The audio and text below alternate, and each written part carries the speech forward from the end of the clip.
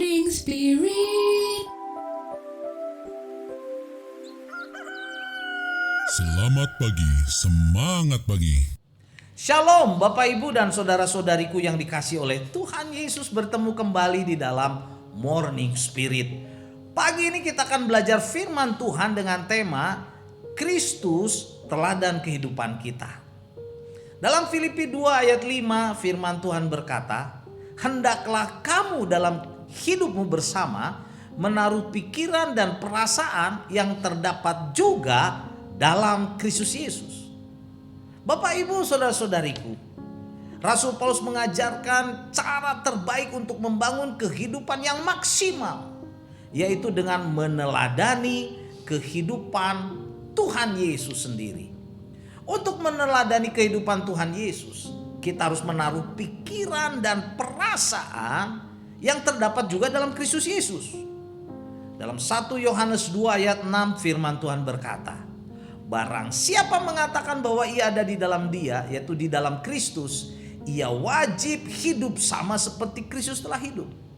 Jadi siapapun kita yang sudah percaya dan diselamatkan oleh Tuhan Yesus Kristus, kita wajib hidup sama seperti Kristus telah hidup. Bagaimana caranya, saudaraku? Mungkin ada orang yang berkata, "Wah, itu sulit, Pak." Tidak mungkin. Tapi pada saat ini, saudaraku, saya ingin membagikan 4 teladan Tuhan Yesus yang harus ada dalam kehidupan kita, supaya hidup kita, saudaraku, menjadi orang Kristen yang maksimal dan menjadi saksi untuk kemuliaan nama Tuhan Yesus. Yang pertama, teladan dari Tuhan Yesus adalah teladan lemah lembut dan rendah hati. Matius 11 ayat 29 firman Tuhan berkata, "Pikulah kuk yang kupasang," kata Tuhan Yesus, "dan belajarlah kepadaku, karena aku lemah lembut dan rendah hati, dan jiwamu akan mendapatkan ketenangan." Saudaraku, Bapak Ibu, teladan kelemah lembutan dan kerendahan hati Tuhan Yesus sangat nyata terlihat saat Tuhan Yesus menerima orang-orang berdosa, orang sakit kusta, para pezina, para penjahat, dan Tuhan Yesus meninggalkan kemuliaan sorga untuk memikul salib hina, saudaraku, dengan kerendahan hati, supaya kita orang-orang berdosa diselamatkan.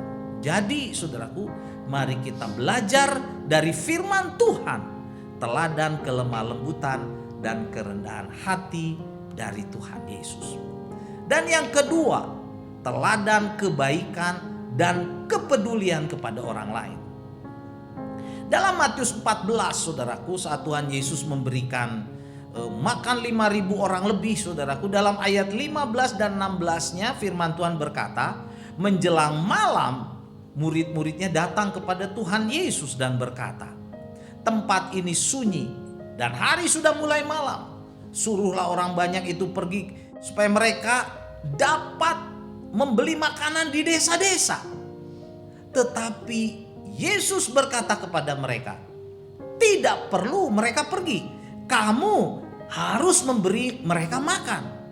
Saudaraku, ini adalah perikop cerita di mana Tuhan Yesus beri makan 5.000 orang. Saat murid-muridnya meminta Tuhan Yesus untuk menyuruh orang yang mengikutinya untuk pulang dan mencari makan masing-masing, saudaraku, di desa-desa sekitarnya, saudaraku, Tuhan Yesus yang baik peduli.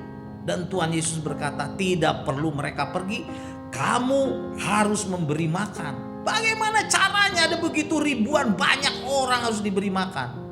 Dalam Matius 14, saudaraku, ayat 20 dan 21 berkata, "Dan mereka semua makan kenyang. Kemudian orang mengumpulkan potongan roti yang sisa 12 bakul penuh.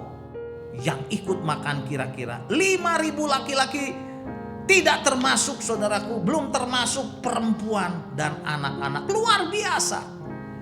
Dari, saudaraku, 5 roti, saudaraku, dan 2 ikan, Tuhan Yesus memberi makan begitu banyak orang dengan mujizat dan kuasanya.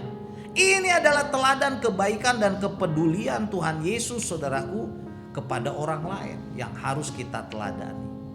Kemudian teladan yang ketiga, saudaraku, teladan dalam persekutuan pribadi dan teladan dalam berdoa secara pribadi. Inilah yang Tuhan teladankan kepada kita.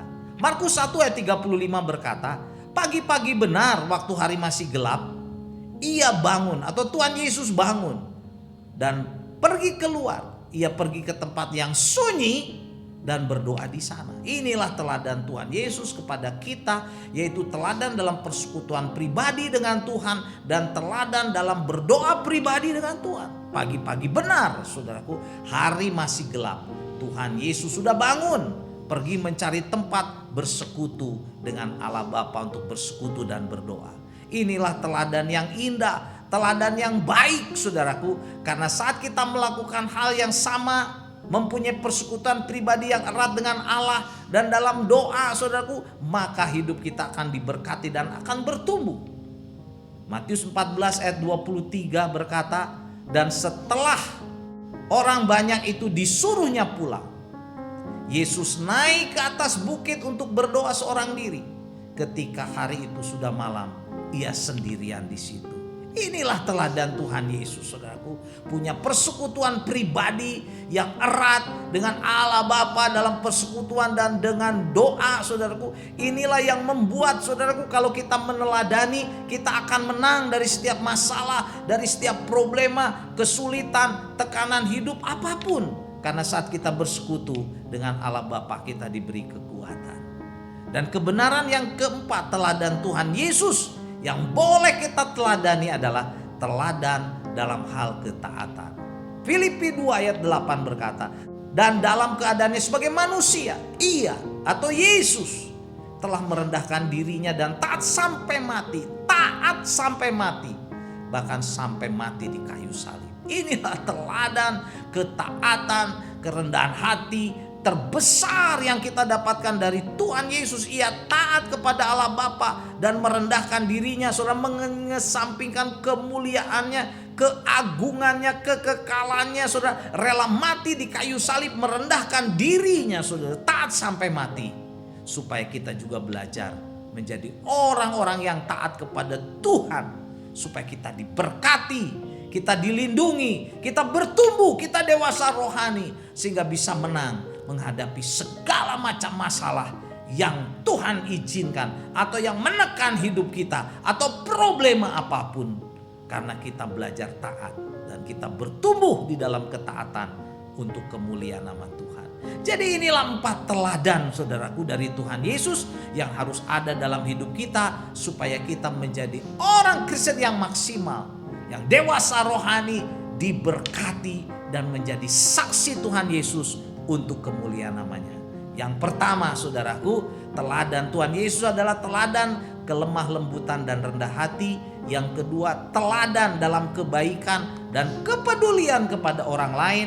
Yang ketiga, Tuhan Yesus memberikan teladan dalam persekutuan pribadi dan dalam doa pribadi kepada Allah. Dan yang keempat, Tuhan Yesus memberikan teladan dalam hal ketaatan. Mari kita belajar taat kepada Tuhan melalui kebenaran firman-Nya supaya hidup kita diberkati. Filipi 2 ayat yang kelima berkata, hendaklah kamu dalam hidupmu bersama menaruh pikiran dan perasaan yang terdapat juga dalam Kristus Yesus. Amin. Mari kita berdoa.